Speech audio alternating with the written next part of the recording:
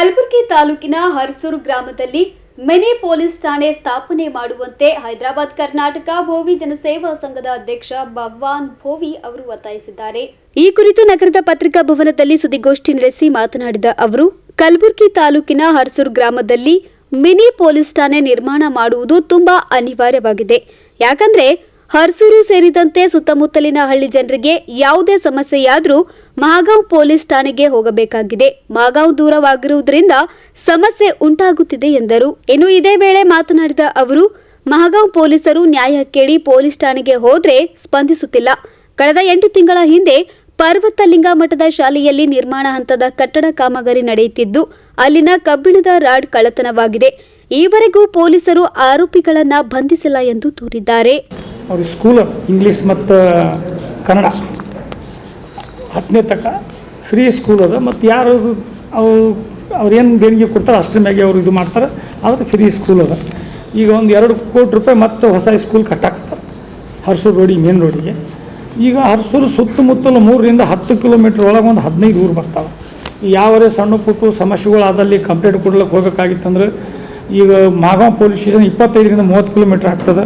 ಕಾಳಗಿ ವ್ಯಾಪ್ತಿದಾಗ ಬರೋ police station ಅದು 25 kilometre ಆಗ್ತದೆ.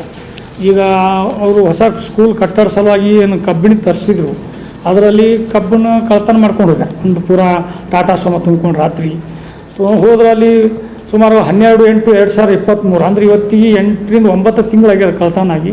ಅವಾಗೇ FR ಮಾಡಿದ್ರು. ಅವ್ರು ಕಳ್ತನ ಮುಗ್ದಿಸ್ ಹೋಗಿ FR ಮಾಡಿದರು. FR ಕಾಪಿನಿ ಅರ್ಜಿ ಲಗಿಸಿ ಅವಾಗ ನಾವು FR ಆಗಬೇಕು. SP ಸಾಬ್ರಿಗೆ ಭೇಟಿಯಾದೀವಿ. ಅವಾಗಿಂದ SP ಸಾಬ್ರು ಅವರು ಸಬ್ ಇನ್ಸ್ಪೆಕ್ಟರ್ ಅವ್ರಿಗೆ ಕರೆಸಿ ಇನ್ಕ್ವೈರಿ ಮಾಡ್ಲಿಕ್ಕೆ ಕಳಿಸಿದ್ರು. ಇನ್ಕ್ವೈರಿ ಮಾಡ್ಕೊಂಡು ಹೋದರು. ಮತ್ತೊಮ್ಮೆ ಇನ್ಕ್ವೈರಿಗೆ ಬಂದಾಗ ಅವರು ಪೊಲೀಸರು ಹೇಳಿದ್ರು, ಇಲ್ಲರಿ ಕಳ್ಳರು ಸಿಕ್ಕಾರ, ನಿಮ್ದು ಸ್ಟೀಲ್ ತಂದು ಕೊಡ್ತೀವಿ, ಅವ್ರಿಗೆ ಇದಿಸ್ತೀವಿ ಅಂತ ಹೇಳಿದರು.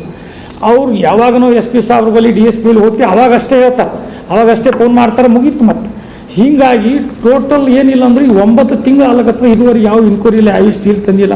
ಪೊಲೀಸರದು ಇಷ್ಟು ನಿರ್ಲಕ್ಷ್ಯತನ, ಇಷ್ಟು ಸೋಡ್ರ ಇವೆಲ್ಲ ಏನದ, ಅವು ಯಾವ್ಯಾವ ಕಳ್ಳರು ಲೀಡರ್ಗಳದು, ಇಲ್ಲಾಂದ್ರೆ ದೊಡ್ಡ ಗುಂಡಾಗಳದು, ML MP ಅವರು ಕಳ್ಳರು ಇದ್ರೆ ಹಿಡ್ಕೊಂಡು ಬರಲ್ಲ. ಇವರು ಪೊಲೀಸರ ಬಳಿ ನ್ಯಾಯ ಇಲ್ಲ.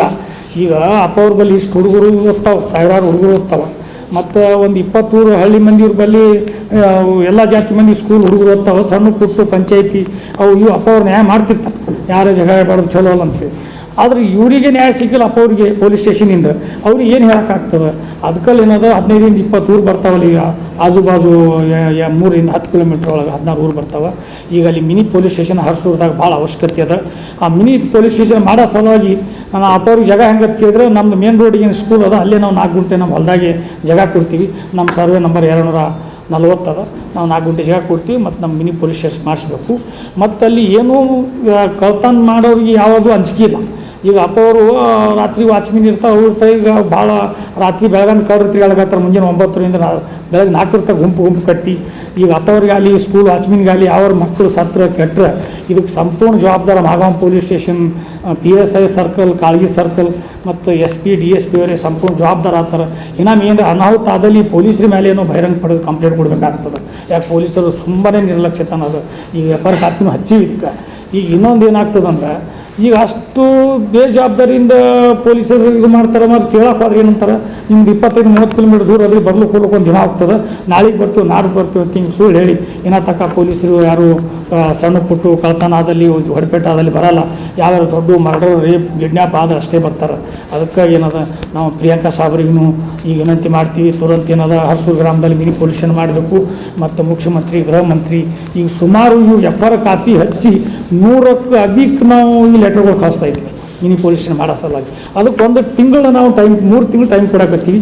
ಇವತ್ತು 1/2/2027ರಿಂದ 1/10/2024 ಒಳಗಾಗಿ ಅವರು ಒಂದೇಳಿ ಮಿನಿ ಪೊಲೀಸ್ ಸ್ಟೇಷನ್ ಮಾಡಿ ಇವ್ರ ಕಬ್ಬನ್ನು ವಾಪಸ್ ಕೊಟ್ಟು ಅವರು ಒಂದೇಳಿ ನಿರ್ಣಯ ತಗೊಳ್ಳಿಲ್ಲ ಅಂದ್ರೆ ನಾವು ಹೈವೇ ರೋಡ್ ಬಂದ್ ಮಾಡಿ ನಾವು ದೊಡ್ಡ ಪ್ರಮಾಣ ಹೋರಾಟ ಮಾಡ್ತೀವಿ.